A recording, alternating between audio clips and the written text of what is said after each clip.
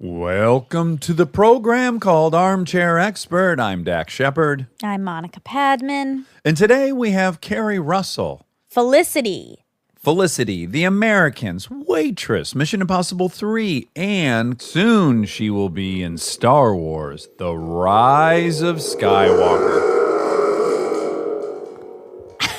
God, is that a good sound effect? Wow. Listen, she is a powerhouse on The Americans. She is. She's unbelievable. I can't speak to Felicity because I simply didn't see it, but boy, what a beautiful look. People loved Felicity. Yes, you loved Felicity. Well, I also didn't really watch it. Okay. And Keri's just a cool, down-to-earth gal, isn't she? Very, yes. I loved her, and you will too. Please enjoy Keri Russell. He's an armchair expert. He's an armchair expert. He's an armchair expert.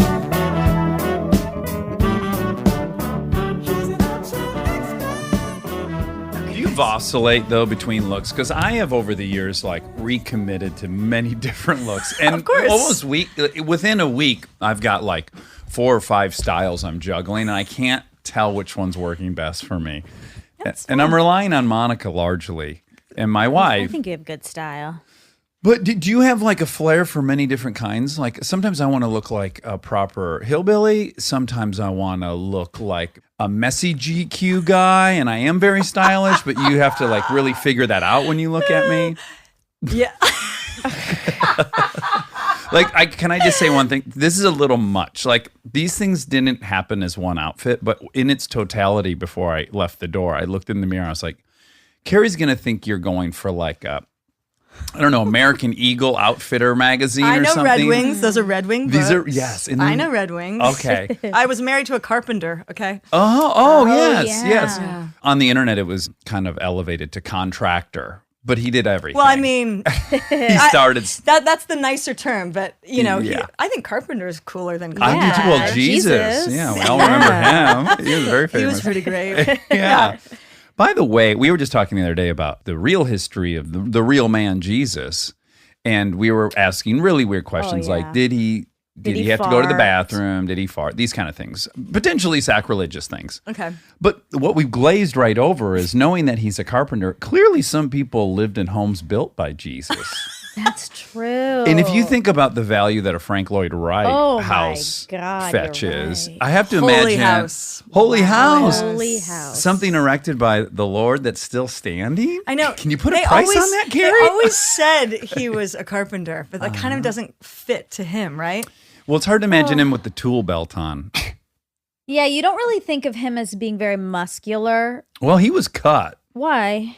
Hey, just on based the on cross, pictures? he's very Statues svelte. and things? Yeah. I guess so. Yeah, he was ripped. On the cross, yeah. But I think everyone that then was ripped. There just wasn't enough calories to not be ripped. Exactly. Right? You didn't get a lot of Twinkies. No. No, there were, yeah. You had Very some ripe svelte. fruit for 3 weeks a year, and you ate as much as you could of Right. it.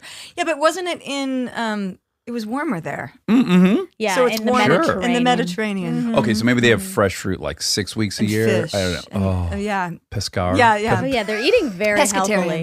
Pescatarian. Yeah. I want to bring people up to speed on our Let's- friendship. First let's of do all, it. there's 2 parties a year in Hollywood land. One is the night before the Oscars party, and one is the night before the Emmys party. I Yeah. believe that it was the latter. Correct. So I went one year, and you were there because you and Arnett had a show together. For on half a second. Fox, I believe. Mitch Hurwitz created Mitch program. Hurwitz, yeah. And you were chumming around with Will, and we're old friends. And then you and I got to talking, and I was really dying to find out what the reality of this kind of hometown lore about you that I grew up with. I wanted to know if it checked out. And here we go, Monica. Are you ready? Buckling up. One of my best friends growing up, Colin Garlack, who you've heard me talk about. Never. Best guitar player I ever met in my Ever. life. Just a virtuoso. He had a cousin, Tony, who at a young age somehow got discovered and was on the all-new Mickey Mouse Club. Okay. You can't imagine what a shockwave this was through our Yeah, hometown. that's huge. That is Cutting huge. edge. That is Truly big time. unimaginable. Ryan Gosling, Britney Spears. We're gonna get that these find- are these are all her cohorts. So, but anyways, Keri and Tony were lovers for quite some time. Oh wow. Lovers. Of That's how I describe them. Yeah. Lucky duck. like the cover of a romance novel, lovers. Very, very Oh my God. windswept. Wait, how old was everybody? 7. Starting at what age? I started at 15. Oh, okay. On the 15 program. to 17. But there were, I think it was 12 to 18. Got it. And- There were 19 of us. Wow. And I want to hear about the love affair because it's going to be a great story.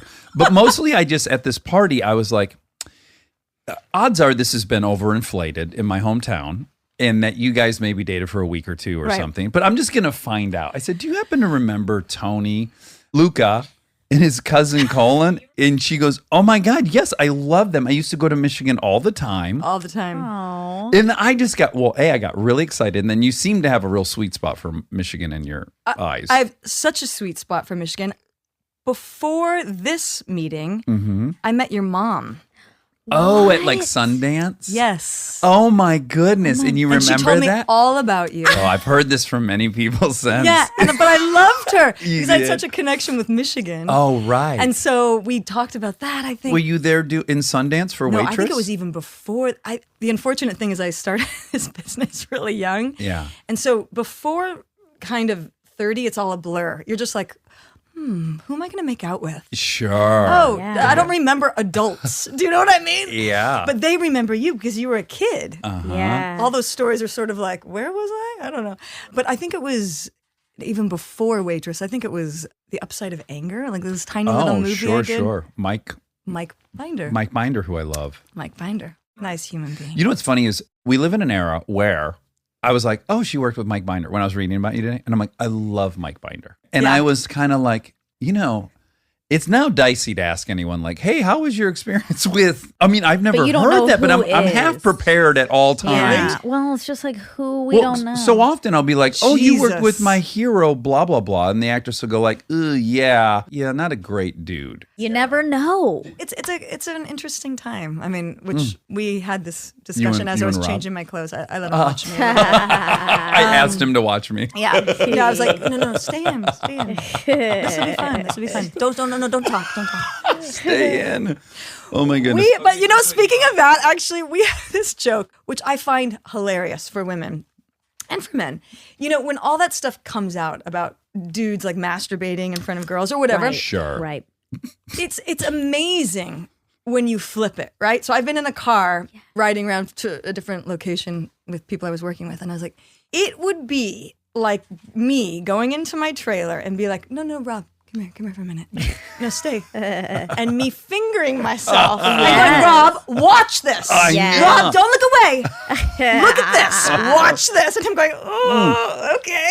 Yeah. But there is an inherent problem in this, though. It's so Rob would be so excited. It's so asymmetrical. Yes, I'd hearken to guess that 96% of guys would love to witness this.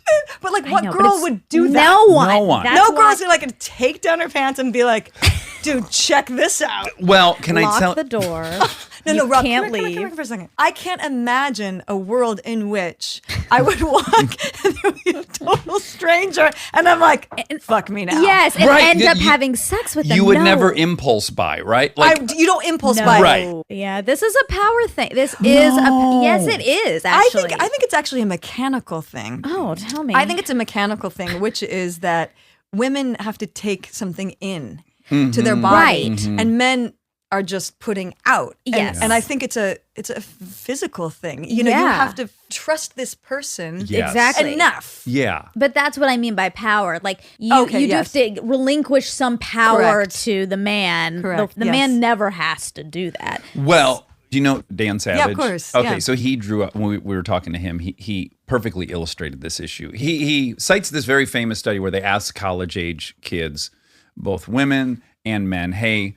They would send out an attractive, someone of the opposite sex and say, would you like to have sex right now? And basically the guys said yes like 90% of the time and the girls never said yes. So They the never conclusion said at yes. that time was, just guys are hornier, right? But there was a follow-up study, a secondary study, more recent, where they controlled for everything. So they controlled for safety. there was going to be a room. I forget how they did that, where it Yeah, was I in her same apartment building, and it was I controlled. see. And there was going to be no one would find out, so there'd be no slut shaming. Like they controlled for Right. all the variables that are threatening to women, because we live in a very violent society towards women. And once those were taken off the table, women said yes much more frequently.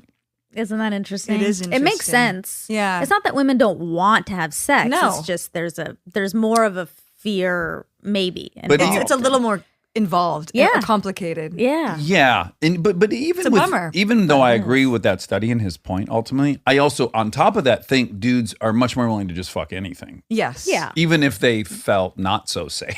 We have a friend who's on Grindr who enters a lot of not safe situations where we're both like, "Wow, that's okay." Okay. You walked in there as 3 guys and Right. one guy was in a. It's a little for me a little scary. Well, dude on dude is just an easier exchange. Yes. Bottom Yeah. line. Sure. Bottom line. I remember being with people I loved in London, and I was like, "How'd you guys meet?" And they've been together forever, and they're like, "Just saw him on the street. Ah. No words, just met up and Oh yeah. hooked up." Like Mm. we don't do that as much. I mean, people do it. I like Yeah. there are an occasion. Okay, so back to Cole Michigan. Garlack. So I was very delighted to see that you both remembered, cherished, and all of it was as sensational as I had hoped in my head. And then on top of that, both Kristen and I, independently, when we got in the car, were like, boy, that Keri is a very shiny human being, isn't she? She is very charismatic and That's attractive. We were both very, very That's- attracted to you. Oh my I mean, not in a My own gross head. way. That's just, hilarious. But we had a long chat about That is just so how damn hilarious. likable True. you were Yeah. and how infectious you were. That is so nice. I am not shiny at all. You are, but continue. I'm incredibly nervous at those things. Uh-huh. And in fact, I think I had a martini or something. I never drink anything other than beer and wine. And I think I was like, I'm gonna have a martini. Yeah. And I think it made me more talkative. Uh-huh. But I remember talking to you guys, and you were so warm. But I remember I brought up this story that I replayed later over and over, like, why did you talk so much? You were like, I was alone. Why did you talk so much? And just killing myself because Cole's mom Yeah. and Tony's mom are sisters. They're like one of 12 kids. That were And- maybe in a jazz band or something insane growing They up? just or all can play everything. They can sing. They're like, it's a really great Partridge family. Family, Wow. Yeah, really great. I spent, my summers in Michigan and Christmas, like everything. It was so Yeah. fun. So their oldest brother, James, became a hippie and like left kind of and did his whole own life and had these 3 boys. And he's like a true hippie. And he's kind of amazing. And he would sit down at dinner with you and say, instead of saying like, what do you do? Or, he'd say, what excites you? Oh. And I remember being a Nice. kid going, I don't know, but I think I brought that story up, and then I remember thinking, why did you talk so much? Oh my gosh, why did you say all those things? They don't want to hear that stuff. It's so refreshing to know that everyone leaves parties and like replays the whole thing. Oh my, the whole Yes. thing. So true, always, Yeah. always. Now, you grew up in Orange County, or at least you were born and brought home from the hospital in Orange I was born in Fountain Valley, California, and then I moved to Arizona when I was like 1. Until I was 13, was in Arizona. Okay, and so David, your dad, he worked for Nissan. He worked for Nissan. So what was Dad's occupation? Was he a He was engineer or a marketer? His friends or- make fun of him when I say this, but I call him like a suit for Nissan. But to me, he wore a suit and he like left the house, but he didn't sell cars. He was like a parts manager. So he would leave. He was out of the house like 3 days a week, driving to like Kingston, Arizona, and Flagstaff, Arizona, and selling the part. I don't know, like writing the reports. Okay, so he probably worked for corporate, and he Corporate. kind of monitored. He had a zone probably, and he made sure all Yeah. the okay, yeah. And then my father sold cars at dealerships my whole life. So we have a car connection. yeah. And then Mom was a homemaker. Yep. Okay. Yep. And then you had an older brother, I had an Todd, older brother. Oh, you guys He did knows all your own. everything. And a little sister. Yeah. Julie. Julie. Okay. Now you didn't just stop in Arizona though, right? Because then No. you guys went to Texas. We went to Colorado for high school. Okay. or early high school, and then I started working on the Mickey Mouse Club. Yeah. Did that shoot in Orlando or Yeah. it did? It did. Okay, so back up. So that's a lot of moving.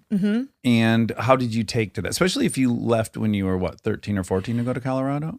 That's a pretty significant age to start over, I think. Yeah, I had to start over a lot, and it takes a certain kid. You know, it was harder on other of my siblings, but I was sort of a loner anyway, so it kind of. I mean, I had a best friend in Arizona that I grew up with, but then I'm not like super gregarious, or I kind of keep to myself anyway.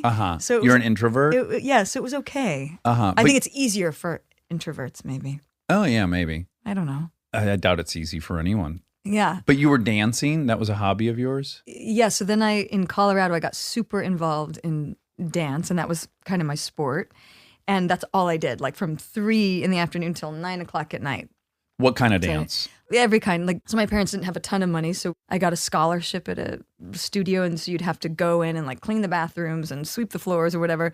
But then you'd have to take a certain requirement of classes. So half of them have to be ballet, jazz, like whatever. But that's kind of what I did all through my teenage years. Did you do any extracurricular high school activity based around that? Were you in like pom squad or cheer or anything? I wasn't, because I was so like single-minded on succeeding at that. At dance. So at that time, did you have fantasies of being like a professional dancer? I guess so. Like, that's all I cared about, and it certainly kept me out of a lot of trouble. Right. I think I would have been. It just keeps you out of trouble when you're. Yeah, because you would have had to focused on find a something. different group that would have accepted you. Yeah. And if you're shy. Exactly. I just did that, and I did it on the weekends. I did it all the time, so I didn't have to totally find my way. When you're imagining being a professional dancer, I don't even really know what that means. Does that mean you dance on Broadway, or does that mean you're Mikhail Baryshnikov? Are you in the ballet? It's a really short. Although music videos have sort of come back in a way, so there's right. Growing up, do you remember like MTV and God, like all yeah. those like the Fly Girls? Girls? Yeah. Like there was a really cool girl named Keri on that show. Sure. That would have been sort of. Uh-huh. But that's like 5 people. And by the way, when you're 30, your body's so wrecked. Yeah. So in a way, I had the best of all worlds, because I was snatched out of that and then got to transfer before I broke my body in a way that. Right. And I didn't have anything else kind of going on. But was acting in that mix? Not at all. No, just dance. Just dance. Okay, so first of all, how do you get discovered by Disney? You go to a giant casting call with like hundreds of kids. Yeah. With all my little dance friends. In Colorado or in Colorado. Okay. And Disney's famous for doing these like, they don't want like the studio kids in New York who are trained, who are slick. Ah. They want like real kids. Yeah, you know what I sure. mean? Like from Colorado Introverts. and Michigan. Yeah. Who Ryan act Gosling real. Yeah, types. from Toronto. Yeah. You know, it's funny. I still see him occasionally. I'm always Really? like, Mickey Mouse, what's up? I'm sure he's like, Yeah. and I'm like, yeah, dies, but I love it. Oh, like, it's great. Why wouldn't you claim that? It's Yeah. so amazing. Agreed. Well, I do want to talk about that. A lot of people, I think, feel like that's something they have to shed. Oh my God. And they it's gold. Yeah. It is Yeah. pure gold. Doing Belle Biv DeVoe raps, I'm sorry. Like, and doing dance moves, the Roger Rabbit and running, come on. Yeah. It doesn't get better than that. So you go to some convention center, I assume, or some So you Hyatt go- Regency or something? Exactly, and you wait for hours with your friends, and everyone's like waiting with like their hair done up or whatever they're doing at 15, and like little kids who can sing and all this stuff. And Are you sussing out the competition? Like, oh, that girl's definitely going to get it. I have She's- not at all. Like, okay. I'm sure I was just like, what are you guys doing? Okay. Like, I'd never done this before. Oh, great. And I go in and I do like a nerdy little dance. And then, who, by the way, that casting director, someone should make something on that guy. Seriously. And he goes, like, little girl, do you want to sing a song? Or I had to like read like a skit about a mermaid and some recycling or some shit. I don't know. He said, do you want to sing a song? And I said, oh, no, I don't sing. And he said, do you want to look at how many little kids are lined up outside there? And you're going to tell me you don't want to sing? And I said, I don't sing. Oh, boy. And then he brought me back anyway. Oh, wow. And made me sing like Happy Birthday. They just want to make sure you can carry it. Like, Right. you're not Yeah. toned I would up have or failed something. that level. Me too, basically. But you sang it well enough that they overlooked it, I guess. Maybe. So after the first round, how many people were brought back? Do you know? Then you're invited where you go with a parent, And the creepy thing about that show, or maybe the good thing, is they also interview your parents. Yeah, that's a good idea. It is because, Yeah. Interesting. I mean, Some of them are crazy. yeah. Yeah, as some of all parents are crazy. Yeah. So then there were a round of like 20 of us, and they did 2 of those. Was that in a different city or still in Denver? I think we went to LA to do it. Oh my goodness. like, It's you getting like- exciting. And you had to like, it's total playoffs. Yeah. And I'm sure all the parents are like, oh, I wonder if my kid's going to make it. Yeah. Yeah. You know? And was your mom like out of 10 is she would have been like a rabid stage mom, 0, she doesn't want you to do it. Where's she in that on the spectrum? I think they were just ignorant. I think they Okay. knew nothing. I remember we had to sign contracts before you, and my parents were like, what? You're going to make money? Like, this is a lot of money. Yeah. Yeah. My If you- parents couldn't Yeah. believe Thousands of dollars a week, let's say. Yeah. Yeah. it. And it was crazy. How many of you come into the new cast? Okay, so if there's 19 total, That's how many Musketeers there are? yeah. Am I using the Maybe- right terminology? That sounds good. Okay. I think there were maybe 7 of us new kids, you know, and some really like amazing singers. Okay, now the Timberlake, the Britney Yeah. Spears, and the Ryan Gosling, they had left, they were there, or they were behind you? I think they were a part of the new kids that came in. I guess they were a part of our group, but they were all 12, and I was 17. Oh, so you didn't really have time for them. I could drive. Yeah. Dude, Did. these are Did. babies. Did. Like they were babies. Like in Yeah. fact, I babysat Britney Spears' little sister one time. Oh, sure. You know what I mean? Like I they were do. little kids. Yeah. Sweet little kids. Because really, when you look at that group of people, it's almost like being on one of the peak years of Saturday Night Live, cast-wise, as far as who ended It's up being. kind of bizarre. Yeah, it's an incredible group of kids have all become Hugely hugely famous, successful. yeah. Yeah. So they put you in an apartment because I was wondering, Yeah. like, are you in a hotel? Do you live at Epcot Center? What's going on? The crazy thing, well, you have to find your own housing. Okay. So it's super lo-fi. So they're like, well, no, you're on this show, but you have to find your own place to live, and your income is barely enough to cover an apartment. But you should work it out. Right. Good But luck. we all thought it was such a cool deal. experience that we Yeah. were like, oh my God, this is so exciting. So does mom have to bring Todd and Julie? So they would come for the summers. Okay. So we would all get these things called silver passes, which gets you in To the well, parks. which you guys probably have. Well, side note, my mom working for General Motors, they launched the Chevrolet Lumina at Disney World. So GM bought I don't know how much that thing costs for them Right. to co-brand with Disney, but they launched the car there. We were there for 10 days and we were given, my brother and I, these all access passes and these credit cards, free concessions. Oh my God. Yeah, we would just sprint when it would open to Space Mountain, ride it 10 times, then eat for 2 hours, and then Exactly. So Yeah. when you work for Disney, they give you something called a silver pass, which means you get in and the number of the members of your family for free. Yeah. So every day, this is what it was like Mickey Mouse Club. Every day before work, like before 9 a.m., we'd meet some other cast members, a family that was visiting from their hometown, get their entire family in for free. Yeah. We'd line up to get the kids in. Like I have 5 because I have 5 in my family. Someone else would have 6. We'd Yeah. get in all these people from Texas or whatever, and then we'd go to work. But my brother would take my silver pass and just do acid with his friends on Space Mountain. wonderful. All day. Damn. Oh, Yeah. good for him. What a perk. Yeah. Oh, he was hilarious. You know, So for the whole year, you're there. no, just the summer. So Oh, just the summer.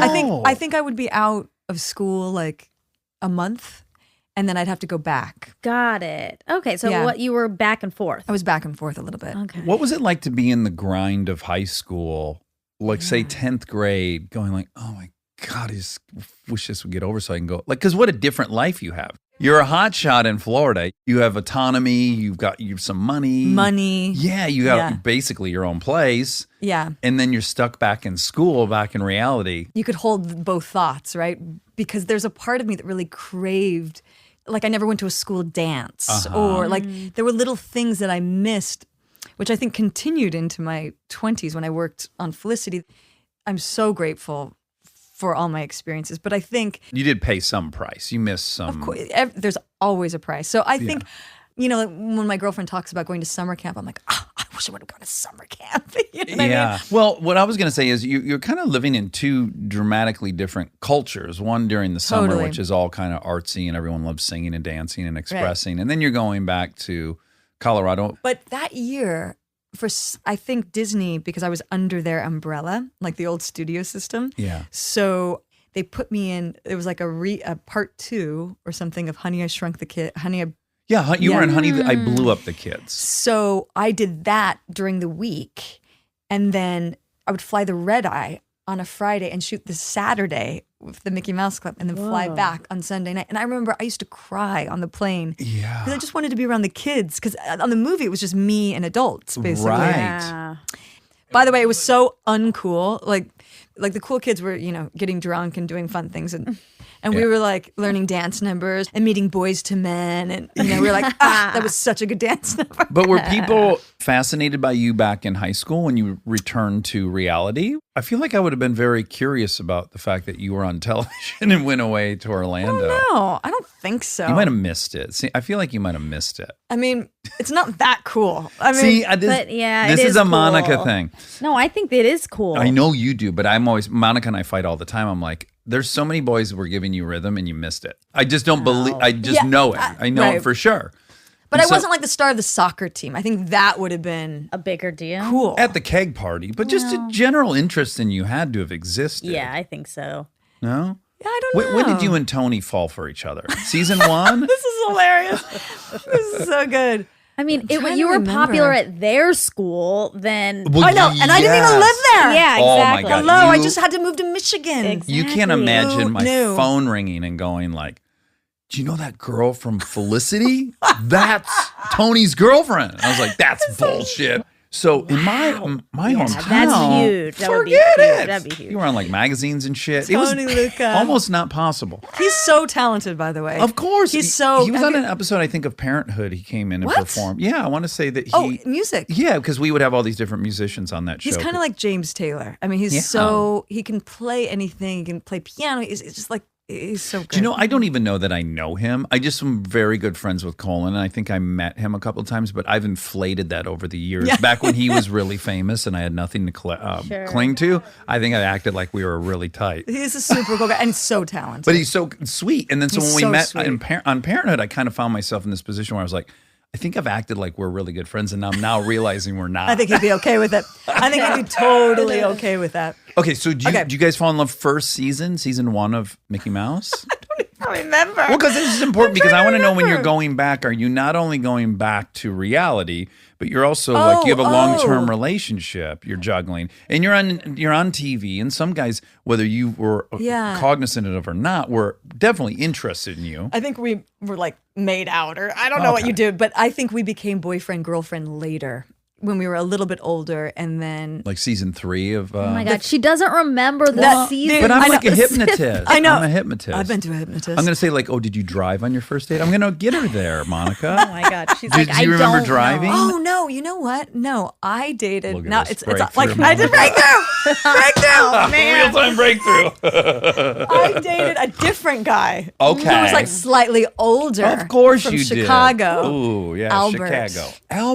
Albert Fields, who was a part of this like branch off, who was like this cool dude, who Kinda my like- poor mother She was stressed about it. stressed. Of course, because you're in show business now. Coming home at like 5. I mean, I was wild. I was Okay. wild. So Tony was like the nice guy that I like ended up with at the end. Not Yeah. that Albert wasn't nice. Yeah. You don't have to name names, but was there any like raunchy behind the scenes? Because what I've seen.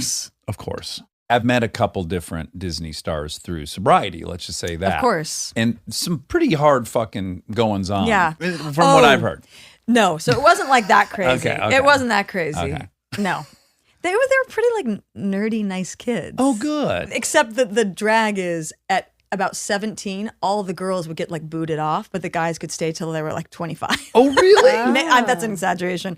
But What do you suppose? because girls, they're like sexualized and they don't want to like see that. Yeah. They don't want them to have big boobs or anything. And all of it. Yeah. The whole Yeah, shebang. Interesting. yeah. Okay, now, when that was coming to an end, and you knew it was going to come to an end, Yeah. obviously, you were 18 when it ended?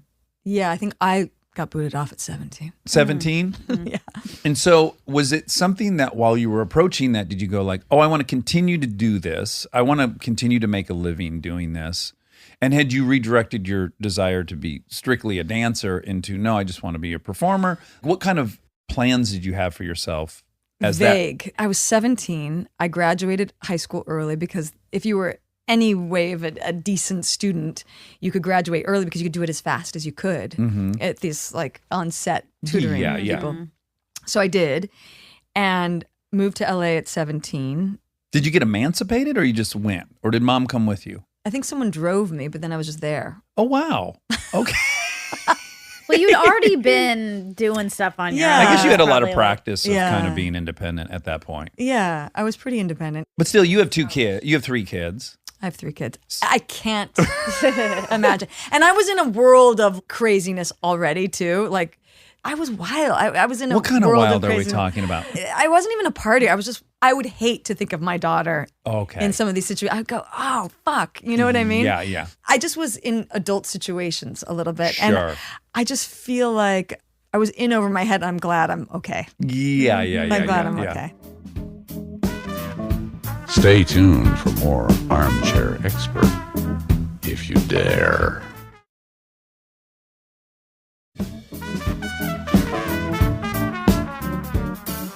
So you moved to LA by yourself Yeah. at 17. And then how quickly do you get Felicity? Oh, that was a couple years later. So I worked on just like TV shows, you know, just like getting little guest stars Yeah. here and there.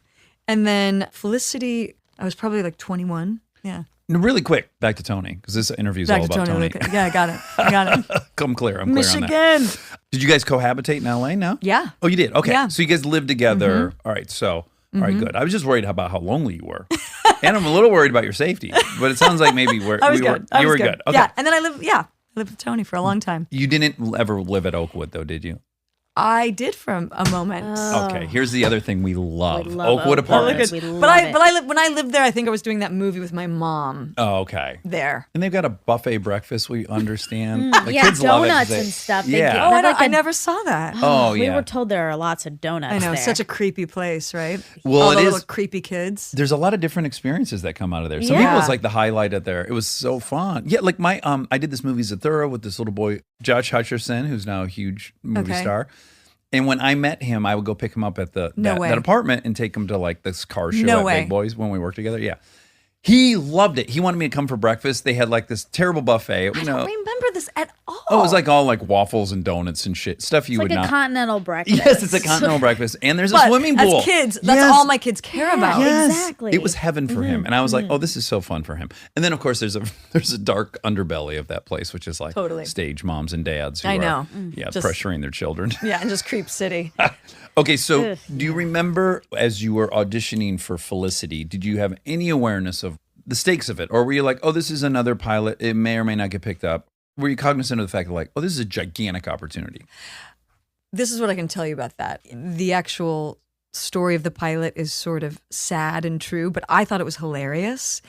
And when I finally went for this screen test, and I think there were like 4 of us, I remember I left and I drove a pickup truck at the time. I drove my truck by myself to go have a dinner, like a steak dinner Oh, by wow. myself.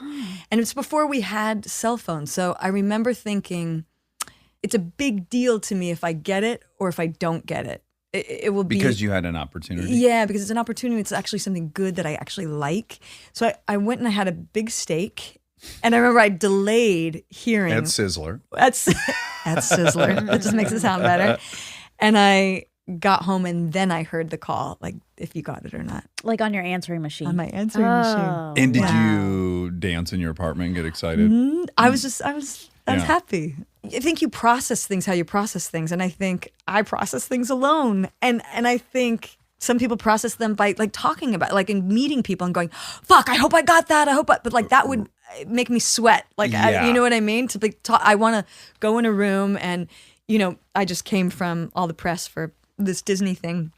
I need a minute. Like when I go to those talk shows or all that stuff, I don't have anyone come with me. I don't have hair and makeup come with me. It stresses me out. I need to be Yes. alone. I just need to be quiet so that I can go and output all that shit because it's Right. not my normal. Yeah, that's not Thing. your natural state. Right. I totally agree with you. And I too go to talk shows. I don't come with anyone. Yeah. In the segment producers and just the general staff at these shows are always Shocked. they're almost scared for you. They're like, what are you going to do? And they you're like, think do you think I people- can't get water? I'm going to be okay. Right, they either think like you've been stood up, Yeah. or I almost feel like I'm a loser, like Right. I'm at the movies by myself or something. Because they'll be like, I "Oh, are love you movies waiting?" by myself, by the Me way. too. That's the only way to see a movie. It's nice. But I too loved. I'm like, I need 30 minutes to think about what's coming next. Yeah. But I think in general, even if there's a good thing or if a stressful thing, I need to sort of take it down, like process it on my own, filter it first, and then I can kind of, Do you think that has anything to do with us being middle children? oh, you're a middle too? I'm a middle child, and so much of my life was kind of private because there was a teenager who was insane, and then there was a baby who needed tons of attention. I wanted my mom to know I'm not making any problems for you. That was kind of my. That breaks my heart because I have a middle. I'm like, oh, no, that's what she does. But it's true. But I think more than that, what you're describing, I do think there's a truth to born one way. introvert and extrovert. Biology. I Sure. do. Because I feel like there are moments where I could be really loud and really crazy. But I think it's just the way you like to like recharge. Yeah, Do you know what I mean? Like Sure. if I'm at a dinner party that I am fucking loving, I still have to take myself to the bathroom and have a minute and to go, like, I just need a minute to like be on my own, and then I'm gonna come back out. Or if like I have to be at a premiere or like there's a crowd, I'm like, Yeah. shake it out. Okay, I'm gonna go hide in the stall. How long can I be in here? Okay, and I'm gonna come back out. Like I Yeah. have to like take it down for a minute and then head back out. Just like doing press and being on talk shows and all those things. If you're not funny and super confident. Like I went to a hypnotist for like sweating because I was like so nervous after Felicity. I became like paralyzed, Nervous while doing press or just shooting in general? press mostly. Okay. But then it got into like being even around people. Like my girlfriend Mandy in LA would call, and it's back when, do you remember when we had those things called caller ID? God, yes. yeah. Funny with the phones. And I'd pick up the phone and I'd go, hello? And she'd go, it's me calling. Why do you sound scared? It is me. And I was like, I didn't mean to sound scared. I'm just. Oh wow! Yeah. Wow. But I was having like a Panic. moment of like, people are like, and I can't imagine what people feel now with like social media. And I had none of that. Well, and then also, again, I don't think I was ever as famous as you were on Felicity. And then neither of us are even 1/1000th No. as famous as like when Robert Downey Jr. goes to a mall or something. People literally have to stop running the store they're running or whatever to go get involved.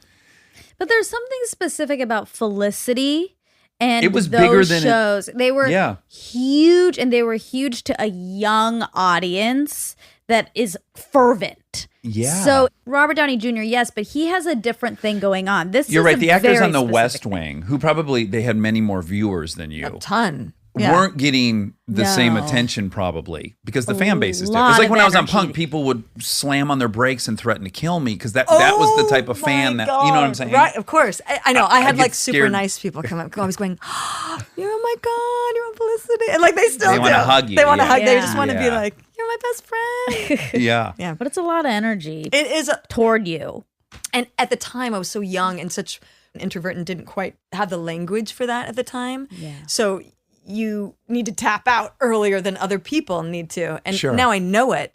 One of my best girlfriends in New York, who was also on the Mickey Mouse Club, who's now like a big time lawyer and does none of this stuff.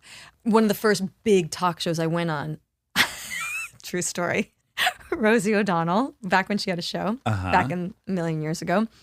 And I went on and I got that overwhelming thing that like shy people, I got so overwhelmed. I walked out. I could feel it as the stage manager was going, and in 3, 2, 1. I was like, oh, fuck. And it was like slow motion. I was like, heart just beat. I can't hear my own voice. I'm walking out. And by the way, she couldn't be nicer. Right. It's Sure. like she's so warm. She's so nice. Yeah. I went out. She's asking me questions. Tears coming down my. Oh. I'm smiling and acting like it's fine, wiping them away, going, I'm Colorado, and I grew up there, and she's like, Oh no! kind of going, she's gonna be okay, and I'm just like, and I was so ashamed of myself that I couldn't do it. I locked myself in the bathroom at the hotel, and I was just like, I just like fucked it up. I was so bad at it, and my girlfriend at the time, Alana, was like, you know what? I just saw, it was like a big famous person at the time, like Kim Basinger, on day, and she was so nervous. And you know what? I liked her for it. Because it made me think, that must be so nerve-wracking being at that. Oh, And I nice. fucking loved her for that. It saved me. Yeah. But it's like, it is nerve-wracking. Okay, now Okay, cool. back to Felicity. Felicity. So that's a J.J. I was Abrams just show. with JJ today. Okay, great. And so you guys have now worked together 3 times, That's true. right? Because you did Mission Impossible 3 and now Star Wars. Killed me in Mission Impossible 3. It was awesome. It was an awesome death. People still are like, that's a great death. I'm like, I know.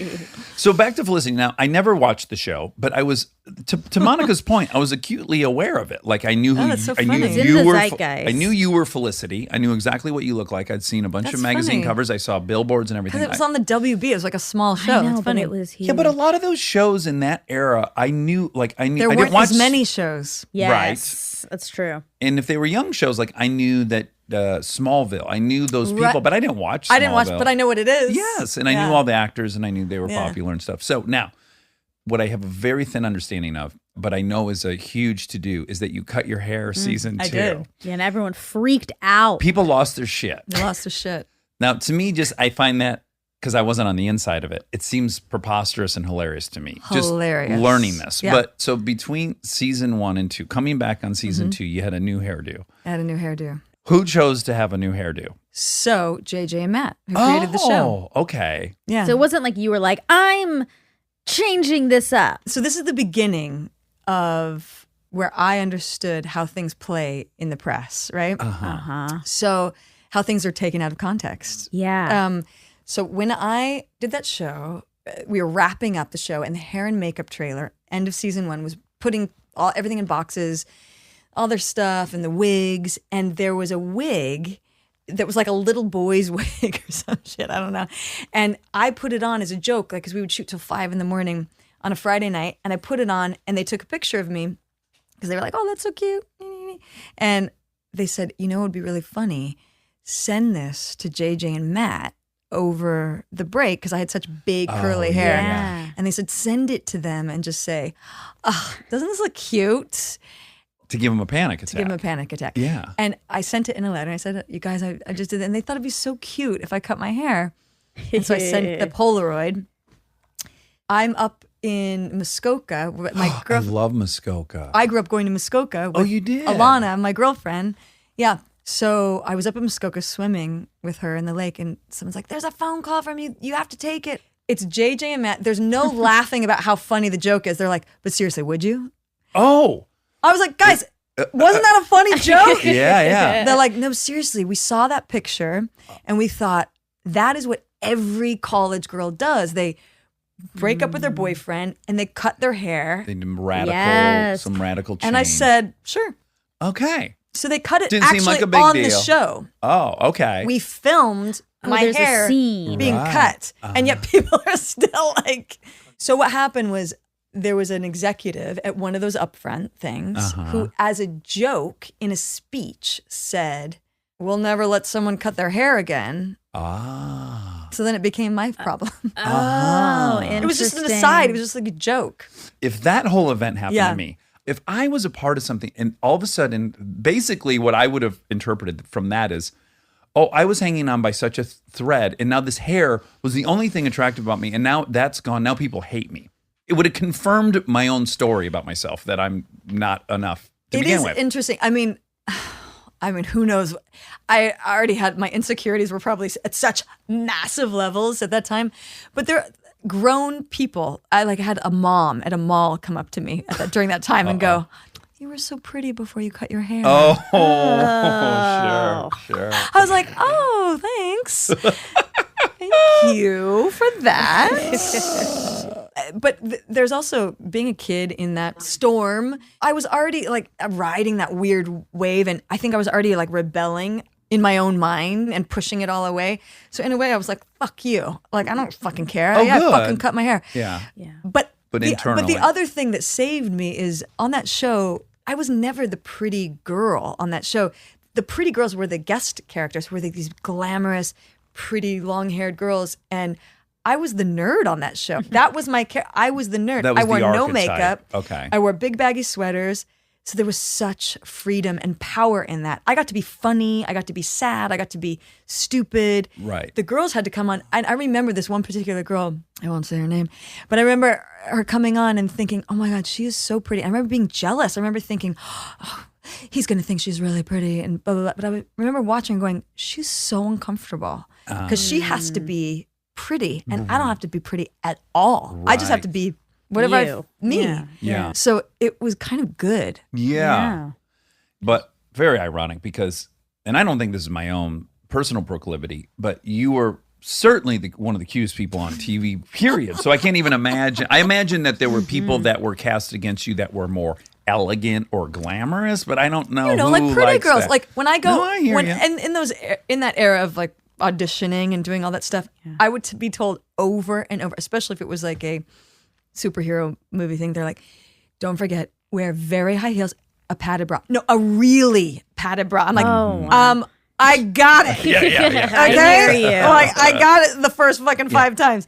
No, but get a padded bra and then get another padded bra And put it it in. over. Yeah, that's what that they want. I was padded like, got it. But that's the cool thing about not being 20 anymore. Like you just kind of listen. I mean, we all have our own stuff, but at least I look at my girlfriends and I think they're prettier now than they ever were. I think like now they just look so good to me. Sure. I don't know. Anyway. Yeah.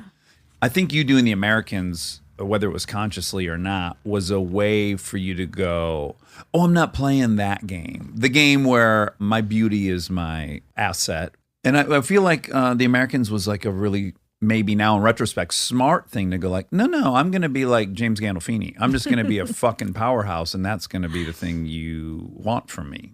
But that was all such a surprise. Like, I was in the middle of having kids, and small kids. Well, this is when Americans Yeah. came your way. And I mean, I wanted to do something good, but I wasn't ambitious enough to be chasing every little thing. I have a much more, some would argue, not great philosophy on it. I have a much more Zen thing about it, idea about Like it. you didn't try to force anything. I don't try to force it. If it comes my way, like I kind of believe in like the flow of it all. Yeah, that's so if aspirational. it comes. Well, there's one little thing I want to ask. When Felicity ended, you moved to New York. Yeah. What motivated that? You know, Felicity was so great in so many ways. It was the first time I really felt like I was an actor. I loved the story. I loved everything about it, but I just needed a break. I knew I couldn't do it anymore. And there was certainly money to be made and there were great opportunities. But I knew that I needed to just check out for a minute. And I thought, maybe I'll go to school. What do I want to do? And so I took a little bit more than a year off, maybe a year and a half. I was the only one of those kids who didn't buy a big house or didn't buy a fancy car. And so I just thought I'd saved all this money. I had no time to spend money. I was on that show 18 hours a day, you know.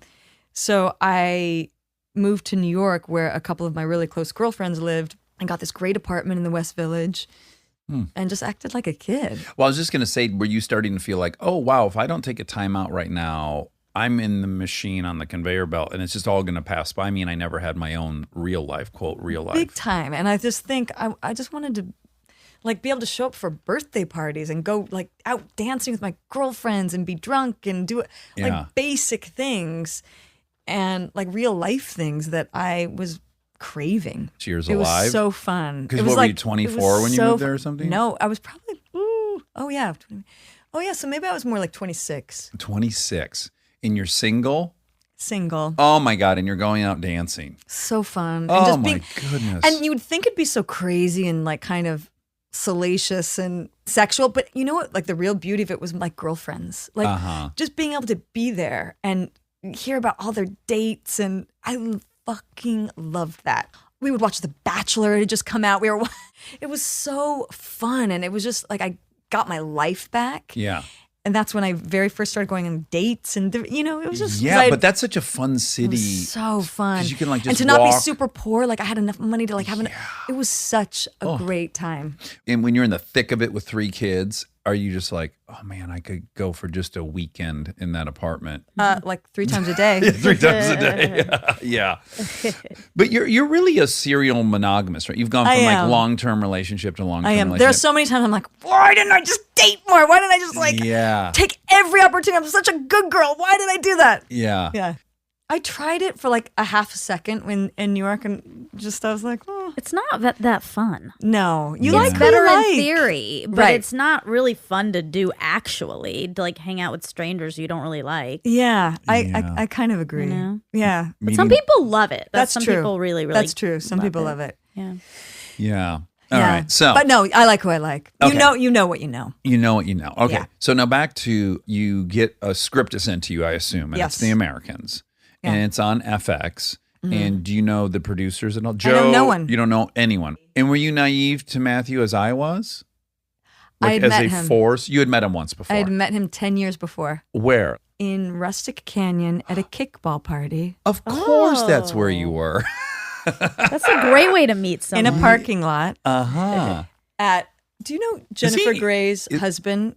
No, They have a kickball party every year. I don't know if they still do. This is I hope years so. ago. Yeah. And I was moving to New York that fall.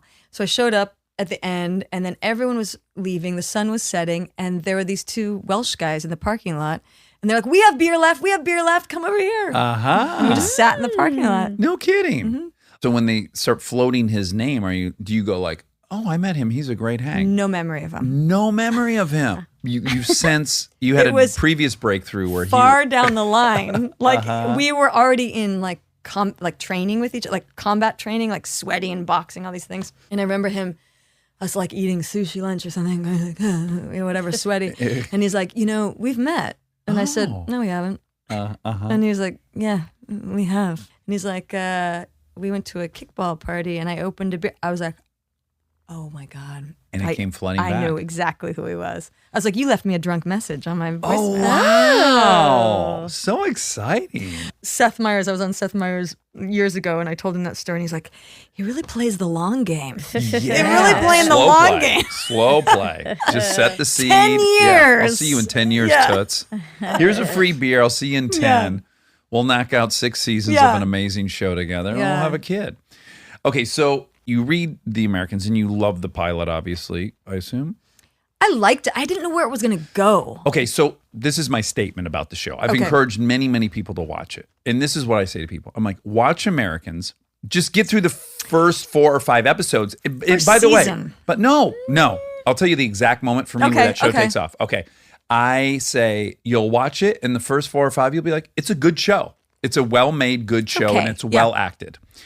And then someone's in a phone booth and then they get taken by ether from behind and pulled out of the phone Who? booth. I can't even. I think it's you.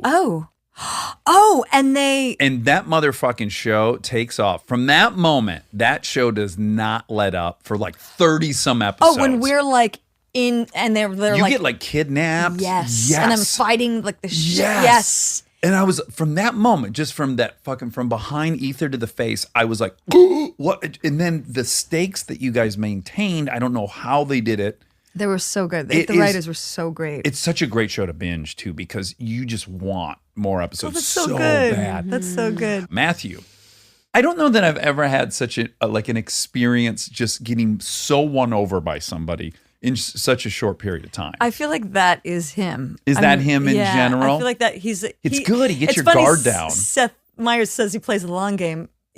And he does. He does. He does. There's a sexiness to him. There's a So charisma. there's like a crazy sexiness to him. Oh, yeah. he's so goddamn Yeah. sexy. I don't know Yeah. how he does it. He just is. He just has that. He has some kind of internal And confidence. That's the gravity he is. Like he's like down, and he just like has this thing. We'll be anywhere. I remember being at, I don't know, at some fancy like Met Ball, one of those like Yes. crazy stupid things.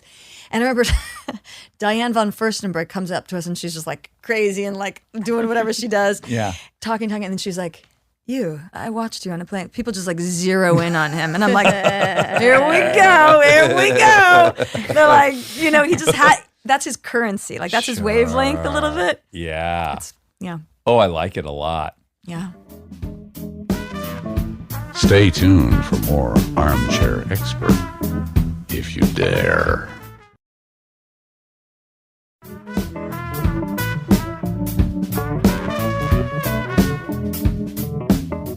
Okay, so let's just get into the show for 1 second because I have some questions about it. What's interesting is that you're playing a Russian who is living in as an American. Correct. And then within that, you're playing many different characters because you have to kind of go undercover and convince certain people that you're someone that you're not.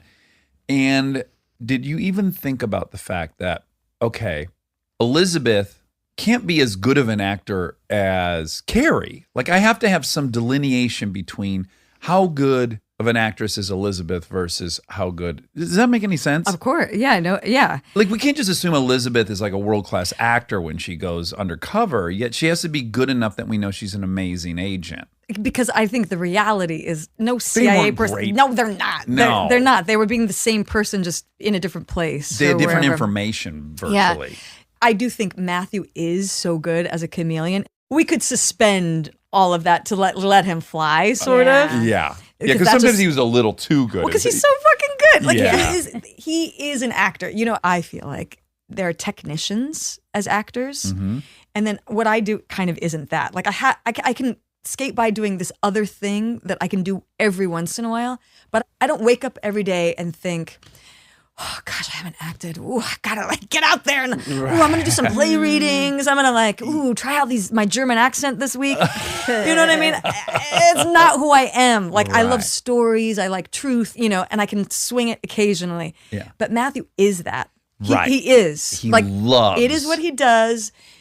He's good at it. He's a Yeah. chameleon. He like comes alive a little bit. So he on that show was ideal. But yes, that was what was so funny. It's funny. Just last night, Matthew said to me, he was reminding me about some serious conversation we had. And it was like season 1, and I had to wear some crazy costume. I mean, that show was Listen, so fun. for you're that. about to say what Oh. I could show you I've written on paper. Maybe. Lies. You're I see gonna. nothing. Oh, right I here, know. right here, right here, right here, right here. You know, it's a unique situation for Chris and I to watch a show as actors because we're thinking about we're sucked into the show, but then we're also really aware of how the sausage is Of made. course. Of So course. literally one of the things I wrote down was about this, and I think it's basically exactly what you're just going to say that Matthew reminded you of. You sometimes had your most heartfelt and important scenes in crazy wigs with Philip and Matthew in huge glued on mustaches and wigs.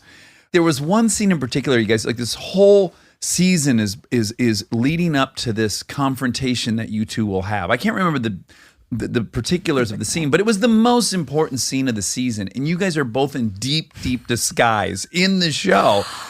Chris and I were both like, how would that not take you out of it? Like, you're talking to a guy with a big, crazy mustache on all of a sudden, this curly little wig. That's not even what he looks like. So I have 2 answers. Okay. Number 1, in the first season, which when we were all getting used to it, and I was also so in love with, like, I was so, that's what also the other thing I want to say about Matthew. You know, my life was taking a turn regardless. It had been many years in the coming, and I was experiencing this huge life change and kind of like feeling alive again. And I'm so glad it was him that was there. Right, yes. Because it could have, you know, it's always you in life, right? So it was me going through it, but I'm so glad he was the one to be there because it was such a good person to be. Well, But so to answer your question about the disguises, number 1, in the beginning, they would make us laugh uncontrollably. Yeah, I have one disguise in the first season, particularly, which we were supposed to have like a really serious scene, and he calls it my John Denver outfit because it was like this, like blonde, and he's like, I had one in particular that it was so hardcore. I love that, and so we would laugh uncontrollably. I'd be pinching myself, trying to like not, and then there were other times which we were just laughing about last night.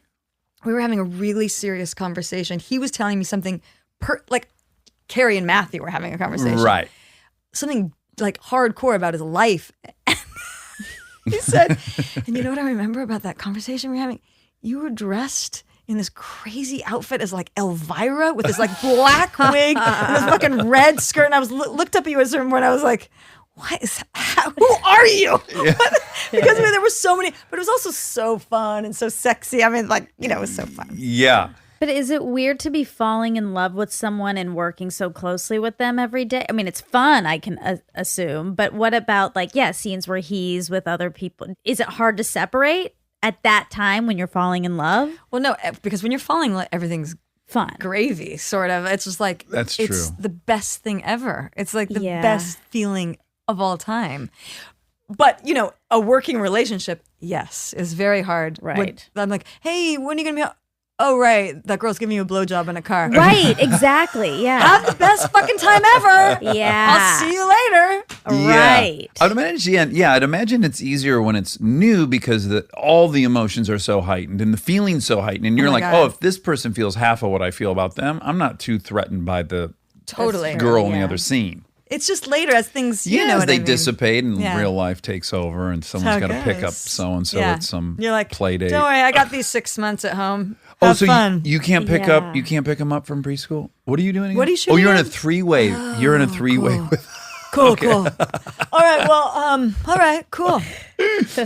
Now, Monica and I have discussed many times what the show was about. The Americans. Yeah. Monica was the one who said, you know what, this whole show is about loyalty. There's all these layers of loyalty. It like really makes you examine the layers of loyalty. Are you Totally. loyal to a partner? Are you loyal to your children? Country. Are you loyal to country?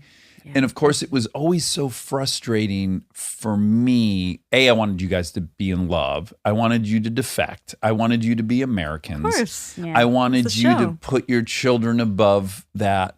And I wanted you to recognize that the Soviet experiment was not working. And I don't know why you're fighting for it. But undoubtedly, that is the ranking for many people. It's like God, country, family, or maybe it's country, God, family, or whatever their order is.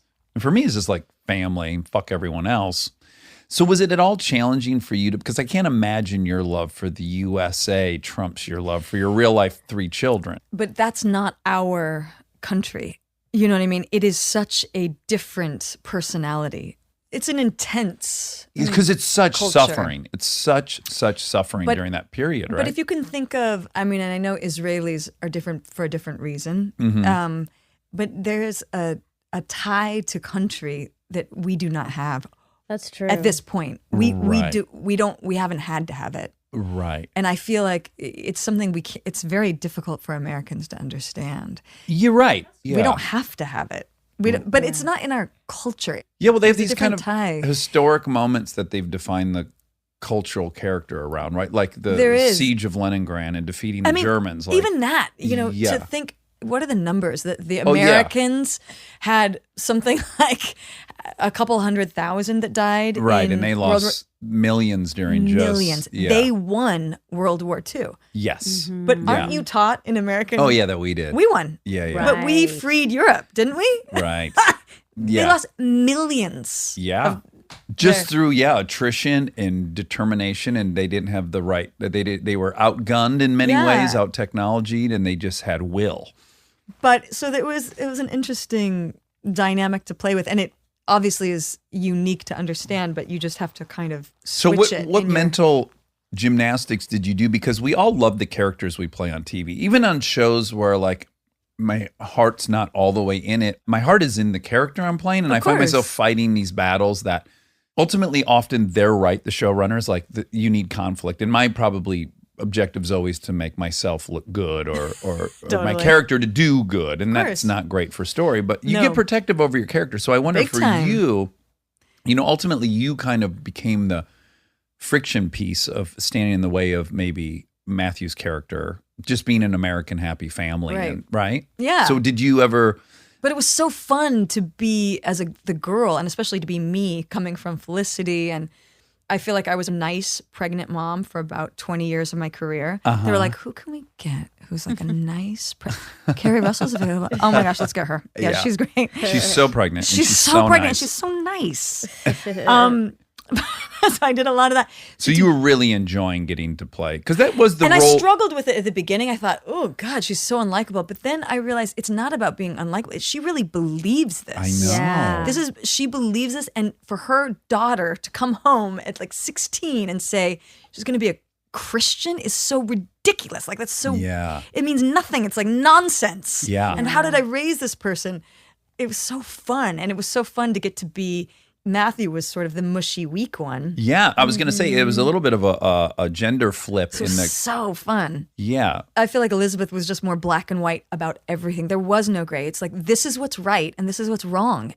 My biggest conceit for me was the Philip character kept saying, but it's to protect our family and we need to be here. And my argument was always, well, Elizabeth is the better spy because it's black and white. You're going to get our family into trouble. You're so Right. wishy-washy and have your hands in so many different things and taking care of people and all these things. And you're putting our family in danger by doing that. Yeah. Whereas Elizabeth was very clear and therefore like the better soldier was the better protector She had of the more family. clarity on all of it. Right. It was so physical. There was so much ass kicking. You were so believable as someone who could kick ass. That was the most fun part because I was a dancer. So it was so Oh, fun. that's where, yes. Yeah. Yeah, it looked really incredibly fun. plausible. Like so often I see these fight scenes and I'm just like, I'm not buying that for Yeah. half a second. This is like they just danced a little bit and now someone I know, it's choreography. fell down and they're I out know. for good. But your stuff was They'd go for it. gruesome. And oh my God, was it wonderful. Some great lovemaking scenes in that. Mm. We had a conversation the other day on this show about how many directors weirdly are like super confident with shooting violence and stuff, but they're real uncomfortable with lovemaking Yeah. stuff. But the lovemaking stuff in The Americans was top notch. Mm-hmm. It was really beautiful. Like it wasn't ever corny or cheesy. Yeah. It was like the Good. perfect level Good.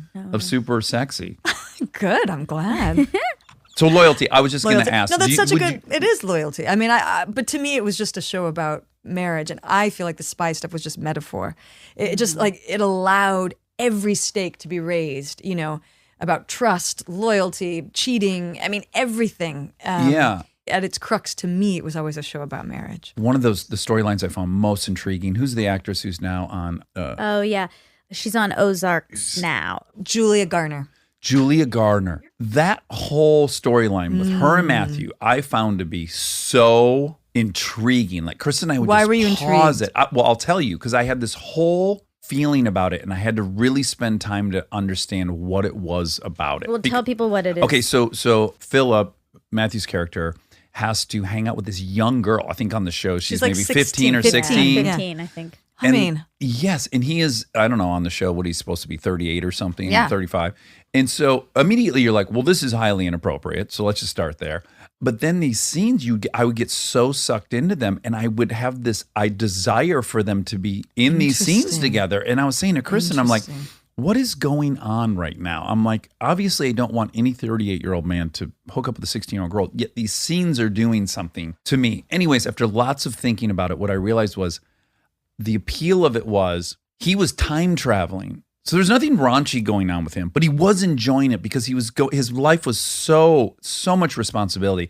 And he'd go into her house and they'd smoke weed and they'd get the munchies and they'd sit they'd laugh and giggle and eat and all that. And that was the thing that I was like, I think we all desire to time travel, to feel 16 again and smoke Yeah. weed and just well, it's a loss of responsibility. it's a loss of responsibility Yeah. and also like the recapturing this notion of like the sky's the limit, that you have your whole life ahead of you, God. like everything's kind of exciting and interesting. And so that was the thing that I was like envious of him. Not that I want to hook up with a 16-year-old, but that I want to have a 16-year-old transport me back to being 16. Do you think, because older men constantly like taking a second wife who's 20, Younger. 30 years younger, do you think that's what it is?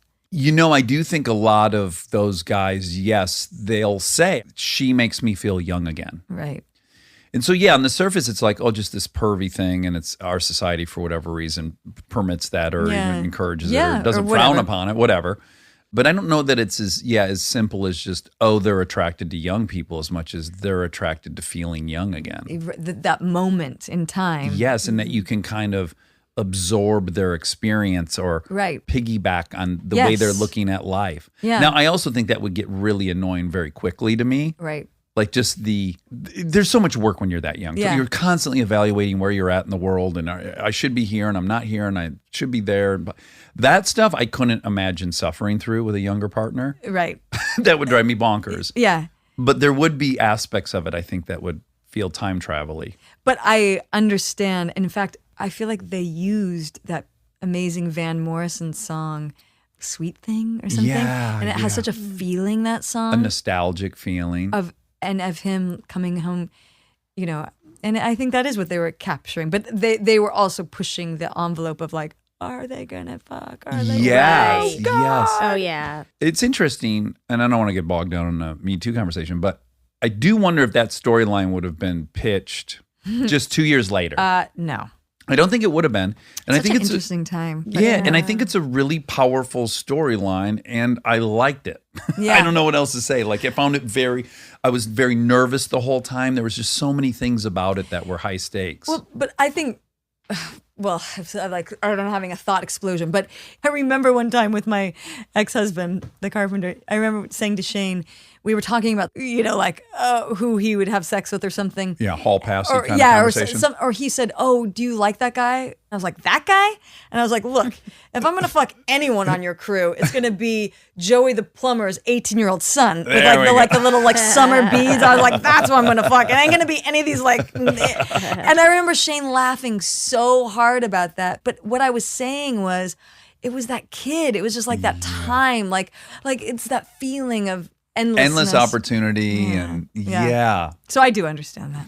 Yeah, it's really, really Yeah. titillating. Okay, Star Wars. Star Wars. The Rise of Skywalker. But before this, you did burn this on Broadway with Adam did. Driver. Yeah.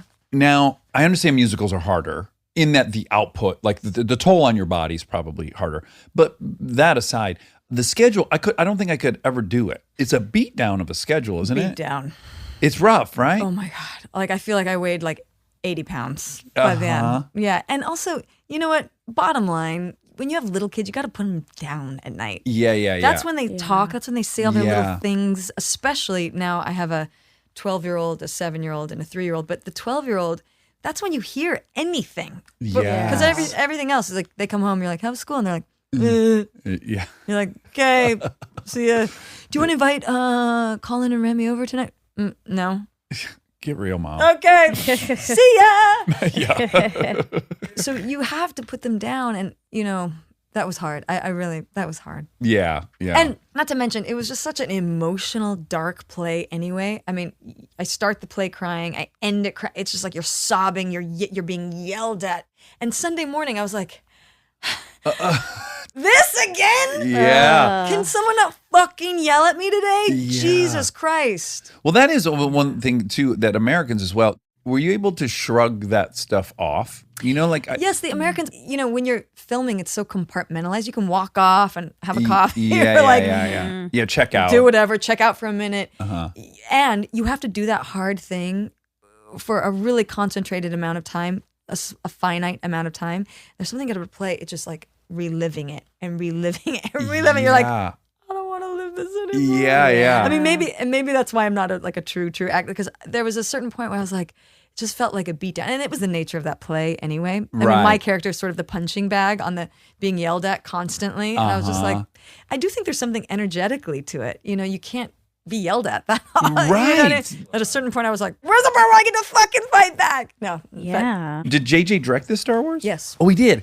And so was it all over the world, or was it in England? Where was it? We were in London at Pinewood, where they shot the original. Oh, were you a Star Wars person? The originals, totally. You were. I can't imagine you've ever worked on anything that had that scale, did it? I mean, Mission Impossible is obviously huge, but Star Wars, that's like, it's just the biggest Epic. circus ever to be. The biggest circus ever. And the amount of artistry and creativity and money that goes into every little thing. It's kind of the way they used to make movies, like a John Huston movie or one of those movies where you go and you're going to live somewhere for a year and you're just going to dive in. And, even when I was 15 and doing big Disney movies like Honey, I Shrunk the Kids, it was sort of the same. You'd have to go into a costume fitting. It was like on a lot. Now it's all sort of cobbled together in a great way too. Sure. There's independent film, and they don't make movies like that anymore. And Star Wars is so that movie. Like, I would be flown in to do 4 or 5 fittings, and they would dye the fabrics and then go, no, it should be this, and we should have this metal and we'll create this. It was so... it's a real creative thing instead Well, of... again, you were kind of time traveling. You were having an experience that just doesn't really exist anymore. It doesn't exist. I had the best of all worlds because I wasn't on it all the time. So what I did is I would fly in. Matthew was doing a project in Northern Ireland. We had all the kids at like this great house, and we would great. travel all around. And then I would fly in on my own for like 2 nights. Have Sleep. oh my God. Like a great hotel room, go out to fancy dinners. I'm like, it's so nice. And then go back to the grind. taking care of them, back to the grind. 3-year-olds yelling, everyone's screaming at each other. Yeah. And then I would do 2 weeks somewhere, and then I went back just before Christmas and did my other 2 weeks. So it was wonderful. great. And you've seen it? I haven't. I have the opportunity to see it tomorrow night, but I'm like, do I want to see it with like 4 people? Do you want to see Star Wars with like 4 people? No. You want to see it with an audience? Yes. Is it exciting? It is fun, because it's the first thing that my 12-year-old legitimately thinks is cool. Right. And Which is by the almost way, impossible. not even it's that cool. Right. He's like, oh, that's cool. Yeah. You're like, thanks. Well, we have the Don't get only too excited. 2 kids that could care less that Kristen's in Frozen. So that's just the nature of the It's the beast. nature of the beast. How old are yours now? 4 and 6. 4 and 6. Turning Okay. 5 in a couple weeks. So 5 and 6. What's the birthday? December 19th.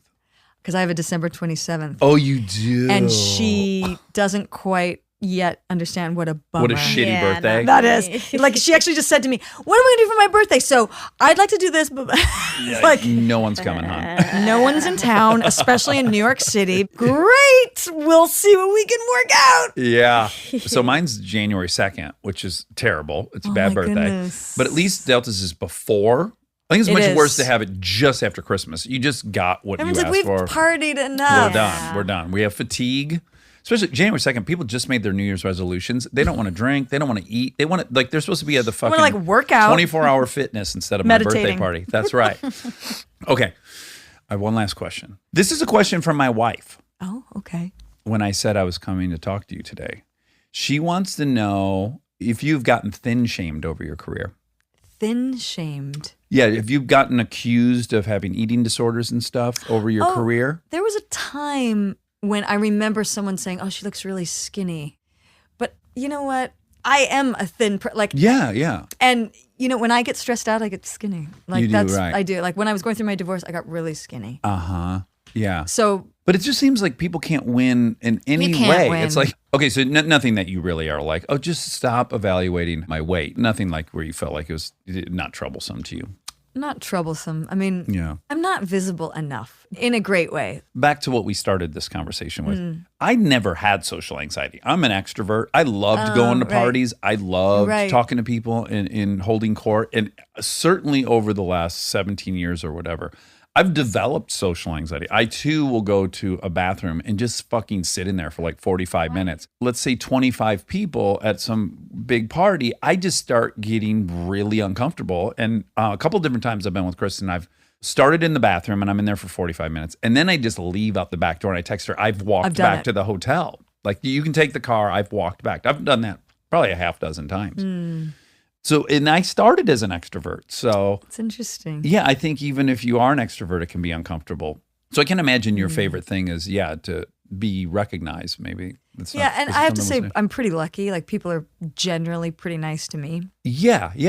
for the most part. Well, you certainly delivered into my expectations because we had that great interaction at the night before party We for did. the Emmys. And I love that interaction. I'm truly- glad you didn't drive home going, she talked way too much. No, I adored you. I didn't like her. and Kristen and I both were like, well, she's as goddamn lovely as it gets.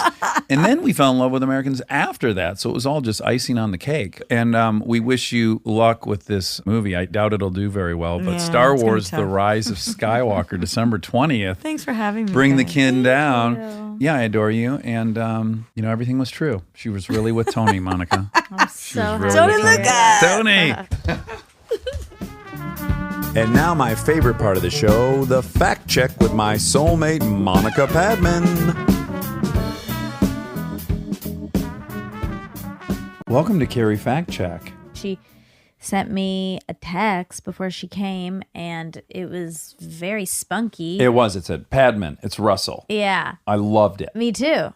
And I think you guys should be bros. I mean, I know that there's a geographical issue. impediment. Challenge. Because she's on the East Coast of this Yes. great country and you're on the West Coast. I am the best coast. Yeah. Well, the best coast is the fresh coast, Lake Michigan. No, best coast, west coast, West east Coast, best coast, least coast. Oh, don't you dare say I East said it, and I'm Coast. from there, so I can say it. Oh, would you consider Atlanta East Coast? Yes. Oh my God. What? I didn't mean to offend I've you. gotten in this fight with so many people. Well, how do you know we're going to fight? We might see eye to eye. Well, I've just gotten in this fight with Oh. so many people. where They would say the South, right? yes, and Yeah. it's still on the East Coast. It can be the South and the East Coast. Well, because Savannah goes right up to the water. Yes, all kinds of the Georgia goes up to the Georgia water. coast? Yeah. Oh, did you guys spend a lot of time on the Georgia coast growing up? Well, my mom's from Savannah. My grandparents lived there. I spent all my summers there. Okay. Was that on a river or on the ocean? Now, I've stood on It's a not on the bridge. ocean. I've stood on a bridge in Savannah and watched the logs come down. They float those logs down that river. Mm-hmm. Really a sight to see. Yeah. Whole thing's clogged up with logs, but it's going as Poops? planned. It's like a big toilet. Well, I wish. Lots of poops in there. Yeah, the aliens might think that. I bet they do. From that high up, it looks like a tiny toilet with lots of poops. Yes. Anyway, it's the East Coast of Okay. America. Okay. And Also the South, right? also the South. The Southeast. Just like New York is the East Coast and the North. Right. So, guys, relax. Oh, somebody's shouting. We're still on our field trip, guys. We're on another field trip. Rudy. I think Rudy it's Giuliani. Rudy Giuliani works base camp here. Wow, he I works know. a lot of jobs. Well, He's a hard worker. Things aren't working out for him as a lawyer. But I appreciate that he's like, you know what, that's not going to stop me. I'm going to get a job on set. I'm still gonna of work. a TV show. Earn a living. And I'm going to have one of the like kind of overworked, underpaid, underappreciated jobs in America. Low status. Low stat. I don't think he could get hired as a PA on a movie currently. Well, probably not. Probably not, right? Isn't that interesting that you could have been the mayor of New York? Maybe the ones that film in the East Coast, Georgia. You think they would let him be a PA? Yeah. I think someone would take great pleasure in not permitting him to have the entry-level job. But he has fans. Yeah. Well, he's very famous. We both know who we're talking about. Rudy Giuliani. Mayor Giuliani. What do you mean we both know? We've been talking about it. I know. That's what I'm saying. That's how famous he is. We both know who we're talking about. Oh, I see Mayor what you're Giuliani. saying. Yeah, everyone knows him. Yeah. Oh, did you fart? That was my watch on the chair. Oh, I think it was a fart. Bobby Wob farted. And no, you farted and blamed it on Robbie Wob. No, when I fart, I take responsibility for it. I have a history of it. Of taking responsibility? Yes. I did it publicly on air. What do you mean? When I farted in front of Liz Plank. Oh, sure. But that seems Yeah. like you probably couldn't have blamed it on anyone. Like it was very clearly you. She felt the air. Well, but I immediately said it was me in front of everyone. Sure, I think I took a hit for that, but I earned the respect that I own it. That's fair. I yeah, think it can't be a full loss across the board. I have showed some integrity. That's true. Lack of integrity by farting in public, but then integrity by claiming responsibility. Then didn't you say if it wouldn't have been loud, you would have blamed it on me? If it just smelled. Yeah, but I was teasing. I wouldn't really do that. I would have blamed her. It's not lack Ooh, you of... farted and it smells. What's that smell? Oh, you smell. You stink. Oh, did you step in something? Is that what you would have done, Monica? If you farted and it stunk, would you have said, "Oh, I think I stepped on dog poop"? No, I would have just been silent. I wouldn't have addressed it. I definitely wouldn't have said, "Oh, I'm sorry, I did that." Do you think anyone carries around novelty store poop and then they just throw it on the ground and then put their foot over it and go, Like, "Oh, I just "Oh, stepped man." in this." If someone's like got a real problem with toots, I like that plan. I think it's a good plan. It's a pretty good plan. Should we tell the listeners the update of the house saga? It's complete. Oh, yes, Monica got her house. I did. Now Wabi and Monica are homeowners. Yep. It's very exciting. It was such a long time. And you went to a courthouse and actually did a live bid. We had to auction for it in the courthouse. It was extremely exhilarating, Ooh. scary, traumatic, some would say. Wow. PTSD. Yeah. And you were with your mother. Yeah, Kristen came with me. She was a bit of a secret weapon. I have a little bit of remorse. You do. Yeah, for bringing her. Oh, you do. Well, it was not fair. Well, It was not fair to the all's other fair people. in love and war. Well, that's and what you they love say. that house. That's what they say. And you were at war. I would go to war for it. I was technically at war. You were technically engaged in They called conflict. it a war when we arrived there. They said, room 203 for the war. The war is now ready. Mm-hmm. And the judge hit the gavel and said, let the war commence. That's right. But how I got to imagine it's a very low percentage of people on planet Earth who have stood in a courtroom and bid on something. I know. You're the first person I've ever met that was in that situation. Me too. It was exciting. It felt like new ground. Yeah. So we had to go down the line and say our last name, yes or no, to each bid as it was increasing. It wasn't like a. It wasn't one of those. Exactly. Yeah. It wasn't that. I wish it Okay, was. Yeah. But it was more of a civil war, if you will, well. where we were acting Related? civil. Oh, civil. Yeah, we were acting civil.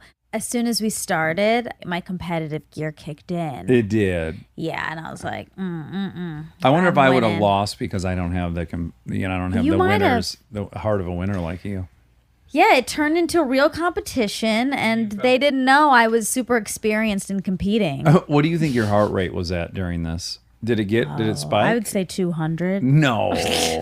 It was very It was high. elevated? Yeah. Okay. Any perspiration? But I don't think people could tell. I was very cool under fire. Oh, okay. Ice in your veins? But You said the other folks were showing their cards a little bit. They They- were wearing their emotions on their sleeves. only once it got towards the end. Uh-huh. You knew you guys He was a had- fair competitor, my rival. Okay. But then towards the end, you could hear it in his voice. He was starting to question and crumble. and crumble a bit from the inside out. Okay. Yeah, and I knew it. I was like, oh. And I did got you this. just feel glee that you had defeated your opponent, or did you feel bad for him in the moment, or not In the till later? moment, I felt, I only felt victory. I didn't Yeah. even feel happy about the house. Oh, okay. Just the victory. Just like, okay, I won. uh-huh. I won. Oh, I won. I won, you lose. No, I was just like, oh my gosh, wow. Okay, that's over. I won. And then everyone's like, congratulations, that's a great house. And I was like, oh yeah. Right. You just saw red. Oh yeah, my house. My house. We'd be like, I don't is- even want it. I just wanted to win. What if you sold it to the guy immediately after for a loss? Coulda. You're like, I just wanted to win. I But not like the house. winning. But then later that night, you started thinking about his feelings and her Yeah, I feelings feel and their life. I do. I feel Okay. sad that they lost something they wanted, and they put in the same amount of time I put into this, which is a lot. Mm-hmm. So I felt bummed out for them, but also they're gonna find their house that's theirs, that's meant to be, that they love. Uh-huh. But their family doesn't live next door that I know of. Right. Mine does. That's right. And we are going to be, Elon Musk, if you're listening, I'm sure you are. Yeah. I'm sure you're a huge fan of the show. We want you to bring your boring equipment over, and we would like to drill a tunnel from our house to Monica's, A channel. a channel That's between the channel. And when he says boring equipment, he's not doing a judgment on your equipment like, oh, that's boring. No, it's not yawn. No, it's the actual mechanism. To bore a hole. Yeah, into the ground. We need that. I would love a tunnel, but you know what? I'd be scared in that tunnel. You would? Oh, yeah. Even though the only entry points were our houses? I'd be scared of collapsing. Oh, Yeah. okay. Well, what if it was reinforced with some concrete with rebarb I in guess it? if Elon Musk is doing it, I'll feel pretty confident, but Yeah. Not all does the he have way. experience in tunnel building? He does, yeah. The boring company's done quite a bit of boring. All right. Well, that's boring. It's in a very exciting company. Okay. Well, that was a big update for everyone. H&R Block, all the pain and strife led me here. Yeah. You're here. Okay, Keri. I love that she has spent so much time in Michigan Uh-huh. and has reverie for it. Yeah. Yeah. She really likes it. Yeah, she That makes does. me like her more. Okay. If you like my home state. Wow, that's very selfish of you. Uh. So your mom met Keri. Oh, yeah. That was so sweet that Keri remembered. It is sweet, and it's so funny. Your mom has spoken so many words about you to all of these Oh, yeah. random It's basically Hollywood your worst actors. nightmare, like when you're know. a young actor and your mom's out saying, do you know my son. It's pretty much your worst fear, but I'm at a vantage point in life that it's very cute. Yeah. And I'm most certainly would do it if Lincoln was in show business and I was meeting young show business people. Gosh. Oh, do you know my daughter, Lincoln? Yeah, it's very cute. Okay, so Dan, you touch on the Dan Savage study about Controlling for slut shaming and Exactly. safety. So I'm going to read what Dan said exactly. Okay. There's a study where they sent attractive young women on a college campus and offered anonymous sex, and 98% of the guys said yes. And they reversed that, and all the women said no. And then they redid the study in Germany and controlled for violence, slut shaming, rape. And they did it with computers and showed pictures and said, these people are at the end of the hall. No one will ever know. You won't be harmed. There'll be no violence. And women were as likely as men to say yes. That's what Dan said. I believe there was a big difference, but I do still find it hard to believe it was equal. Well, I'm still hanging on to that bit of... you just refused to hear that part. No, I mean, do you have that at all? Do you have any residual, it's one thing to learn something new, but to stomach it on a cellular level where you're like, yeah, I knew it. I still go I would expect the number to double or quadruple or whatever when you control for those elements, but I wouldn't have predicted or expected to be on par with guys. Sure, I get that. I mean, you guys are fucking vacuum cleaners and they're fucking holes in the dirt, just... Yeah. Just my experience of boys growing up is Well, these are college. hyper. These are college kids, so they're not, they're probably not at the sticking their penis in the dirt In the stage. microwave, okay. Yeah, I think they've gotten over that part. Right. But I see what you mean. Well, I tell you, when I was very young, I used to put my penis in the toilet paper roll holder Sure. because it was circular. And I was like, oh, that might feel good. How old were you? I was 11. And it was a circle shape. Okay. And it seemed like, I should put my penis in there because that's a cylinder. I know, but how did you even know about? You already knew about. You already had sex by then. No, not till I was almost. 12. Not till way later. This is the You very had sex first when you were 12. boners. Yeah, You had 12 sex or almost 13. only a year or two after you first started getting boners. That's so rare, Wow. Yeah, I was on the... Yeah. right? Well, yeah, it's hard to remember exactly. I'm sure I got boners all the time. I'm sure I got boners. I got boner riding that moped I told you about. Yes, yep. And I certainly got boners. But the very first sexual feelings were, I want to say, at the end of 5th grade, beginning of 6th grade, where I was like, I think I told you, I had a dream that I had sex with a rock on the way to school. What? You did not tell me. Yes, I had, I used to walk by this huge rock in my neighborhood, Axford Acres. It was on the corner. And I had no sexual feelings towards this rock at all. But I had a dream where I had a boner and I was humping the rock. What? And in the dream, it was pleasurable. And I assume I was probably humping my mattress in my sleep. Sure. And then I woke up and I had all these confused feelings. I had a desire to grind up against that rock. And then I walked to school that day and I looked at that rock, but I didn't have any attraction to the rock once I saw it in person. But all that happened. So I'm just saying goodness. something was gnawing at me. Of course. Yeah. Starting in 5th grade, I believe, end of 5th grade. That sounds, I feel like 6th grade, people were doing stuff under the bleachers. By the way, side note, if my mother at some point on her deathbed said to me, "You're 3 years older than we told you are," I would believe it. I wouldn't be that shocked because I was suspiciously bigger than everyone. Okay. And then I had sex at 12. Which maybe I really had sex at 14 or 15. No. I'm just saying, I'm not saying I think that's what happened, but if she said that, certain things would make sense. So you think you're 47? I might be 47 or so. Yeah. We just About to established turn on the 47. last fact check that you are actually younger. You look young. You only look a couple years older than me, who looks 24. Not true. Yeah. Not true. Yes, it is. Well, thank you. It's not a compliment. Oh, okay. It's just the Then- facts. Oh, okay. Then I'm sorry. I don't thank you, and I'm sorry. Okay. What if your parents told you, Monica, we have something to tell you. You're 2 years younger than we told you. Also mildly believable, right?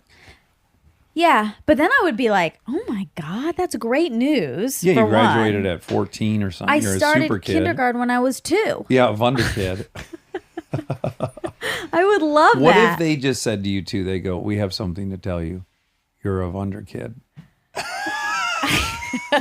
We want to tell you this before we die. You're a Wonder kid. I would love that. Oh, you would. I I've wouldn't been be waiting shocked to at hear all. that my whole life. I wouldn't you be know? shocked at all. No one said it. Well, if you're really just 26. Oh, 26. If I was 26, I would have started kindergarten at 0. -2. -2. That's not possible, I guess. What if they were just bringing a newborn baby to kindergarten, I putting know. you in a bassinet, I just pictured that as well. Sitting at a desk. with take your the- first steps in 3rd grade? Oh, man. No, I was a Wonder Kid. Yeah, that's right. So I would have taken Caught them up. at 6 months old. Anywho, I forget what I was going to say. There was something else. Oh, I guess just sex. You had it so early. Yeah. Yeah, I apologize. For what? I'm teasing. I feel like that deserves, like I'm supposed to say I'm sorry or I regret it or something. No. But I don't. No one's asking you to say that. Well, I think people are rightfully troubled by that. Well, Because there are certainly, you can think of some 12-year-olds where you're like, oh my goodness, they're Yeah. babies. yeah. But I was 5'10" and 155 pounds. I mean, it just because you were a tall Marfins. I was already in the upper 10 percentile of male size. I know, but that doesn't mean your brain was mature. Well, I think in my case it was because I too was a Wonder kid like you. Oh, you were. Yes, But you were yes. the opposite. Yep. So you weren't a Wonder Kid. No, well, if we find I call out. it a kind. One, and you say Wonderkin, and I'm saying Wonder Kid. I wonder if it's Wonderkin or Wonder Kid. I think I'm saying Wonderkind. Oh, Yeah. okay. Well, I think it's a German thing, isn't I it? know. Wunderbar. But I think it's spelled with a W. Right, but they pronounce their I know. W's. I just don't do that. I don't do accents. As Oh, you know. right. You don't do characters. Okay. She was in the Mickey Mouse Club. That's exciting. The all new Mickey Mouse Club. Yeah, and that had Britney Spears, Christina Aguilera, Justin Timberlake, Star-studded. Ryan Gosling. Oof. The list goes on and on. That's really where the list stops. Oh, okay. No, there's a lot of people, but I wish I was on it. You do? Yeah. Yeah, you would have been great. I would have loved it. You would have played Minnie Mouse a lot. Oh, did they do that? Ooh, yuck. I don't think they played. I don't know. I've never seen a single Me either. episode. Yeah, we like love it and we wish we were on it, but I've never seen a single episode. Okay, Tony Luca, he was on Parenthood, season 2, episode 12, called Meet the New Boss. His song was called Like Love. I'm going to listen to it. Yeah. I'm going to love it. You know, that's where I get most of my music is watching TV and then downloading songs. I know. I like this about you. It's a very cute thing that most of your music comes from TV shows you like. Well, I like it because there's a memory associated. Right. You connect a whole emotional tableau to it. That's right. Speaking of that, I'll skip ahead because she says that she thought they used the Van Morrison song Sweet Thing in the scene in The Americans with the young 15-year-old. Uh-huh. I remember a scene with the two of them in music so strongly, and it was so impactful, but it wasn't that song. And What then was I it? looked it up, and I don't think that song is in the show, but it's this song. I'm going to play some of it. Oh, wow. Okay. This is great. Okay. Multimedia. Oh, is it Cyndi Lauper? No.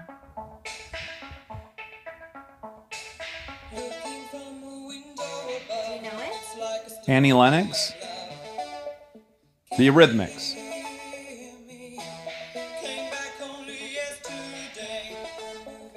Daniel Day-Lewis. It's not really a guessing game. Oh.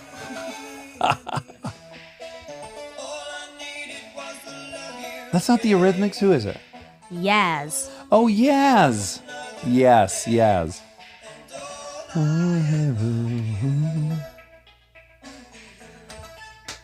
Yeah. Real simple. 80s So music, they'd good. just get on that cheap keyboard and they would bang out like 3 chords with a goofy synth sound, and we loved it. I still love it. I love that song. I love that scene. Yes. They're sitting together outside on some steps. Yes. And they just seem so kid-like. Yes. Yeah. Ooh, it's Yes. good. Have you noticed I keep saying yes instead of yes? Oh, I was trying to make you laugh. I said yes probably 6 times. I didn't and you even missed notice. That's how you talk. It. Yes. You say that. Well, I say yes. It sounds A lot like almost yes. the exact Robbie, same. you're shaking your head. It's Robbie- pretty You're close. shaking your head yes. Anyway, so music can really take things to a new level. Oh, sure, sure. In case people needed to know yeah, that. it'll push a scene in the emotional direction. Oh yeah. Oh, yes. So we talked about seeing movies by ourselves. Mm-hmm. I like it. I like it. Yeah, it's nice. Yeah. That's all. Well, I saw a movie by myself this weekend. Yeah, you saw Parasite. Oh, Great movie. great movie. Depressing. What do you give movie. that? Because I'm I gave it an 87. Oh my god, I don't like your scoring system at all. Why? That movie's in the 90s. Okay, It's an okay, A. that's fine. I'll give it a 92. Okay, great. I can't give it 100. You want me to give it 100, and I want you to can't. give some movies 100 for sure. Never. But that doesn't. No. Yeah. We have Salma Hayek. Like I'm not withholding the 10s. Okay, great. Good for you. That's your prerogative. yeah. I will never give anyone 100. Godfather. 62. Oh my God! Get out of my trailer. This is sacrilegious. Good Will Hunting's a 99. Oh my, Monica. Don't act like it's not. Don't fight me on Do you this. think that a gymnast should never get 100? A 10, perfect 10? Yeah. Kinda. Oh wow. I mean, no, Maybe that's I what this is do. what this is all based. I'm just wondering what it stems from. You can get 100 on a test. People Oh, get I get them hundreds. all the time. I got them all the time. You are vomitous. You get hundreds, but you won't give hundreds. Don't peg me out. Dax punched me once and it hurt. I did not punch you. What did you I do? shoved you at a 3. You shoved me at a 3, which was a 10 To for be me. funny, let's just be clear. I I'm just wasn't kidding. Well, no, I don't. I just want it to be painfully clear to everyone listening Okay. that it was a joke shove, and it was a 3. And you acted Didn't like it was feel a like a 10. joke. You acted like it was a 10. It felt like a 10. I got bowled over. I fell on the floor. No. My hair fell out. No. All your hair fell out. Listen, if I gave you a 10, you'd die. You'd die. Well, yes, because apparently a 10 in your book is other people's hundreds. Because you gave me a, quote, 3. I gave you a 3. And it was a 7 That for was real. 30. It was no, for real a 7. No, it wasn't. It was 30% of what I was capable of. Oh my God. I could have 3.1 times it. Parasite. Yeah, great movie. I give it a 92. I just upped my score. Okay. Well, no, that's what you said a second ago. I mean, First you I said upped it 87, from 87. then you went to 92. Yeah. And you want to stay there. I'm going to stay. Okay. Or do you give it like a 93? Oh, Okay. Okay. And I don't think Rob has this type of scrutiny. Do you have any hundreds? Mm-hmm. Probably not. Oh, Rob's You like guys are me. snobs. You guys are Robbie's snobs. like me. Really, Pulp Fiction's not 100. I give it a 90. Oh, a 90. Oh my God. An A minus. Anyway, Anyway. back to serious Parasite. People should see that. It's about social class warfare, Well, discrepancies. Yeah, the inequality within class really good. structure. It's so good. yeah. Oof. Okay. So the Elephant Man's real name is Joseph Merrick. There we go. Yeah. People sometimes think his name is John Oh, they do. because there is this whole discrepancy. And you know how I know most about this? Huh. Because Bradley's interview with Jimmy Oh, Fallon. you rewatched it. Yes, I rewatched it. So, I mean, I think everyone knows by now because we talk about it a lot. But Bradley Cooper went on Jimmy Fallon to promote him doing the Elephant Man play. And they're wearing these funny hats from a previous bit. And then they start laughing and they can't stop They laughing just for can't. like 11 minutes. Yep. And they keep trying to talk about this serious play, and then they're laughing. It's so funny and Oh, infectious. it really is. Anyway, Joseph Merrick is his name. Okay. Okay, you said the Russians. Okay, I was confused at what you guys were saying about the Russians winning World War II. Well, the Russians think they won World War II. That I know. Yeah, they did. And then you're saying they did. Yes. Okay. When you look at the thing that crippled Germany, that stopped their momentum and changed the entire course of the war, it was the storming of Stalingrad. They were supposed to leave before winter came, and Hitler, who was now fully addicted to opiates and meth and all this other stuff, insisted they wait out the winter and fight on, and he would not let them retreat, and they lost just a humongous significant chunk of their forces in that battle. Right. Isn't It was just all downhill from there. Then we arrive on D-Day, and then we win countless battles. Right. And just had they not made that decision in Russia, they would have likely been a lot more victorious against us for a lot longer time. Okay. Yeah. That's all. That's all. Yeah. Well, I love you. I love you. And hope one day you'll call me and you'll say, just saw 100. Oh, never. Never will happen. I love you. Bye, love you.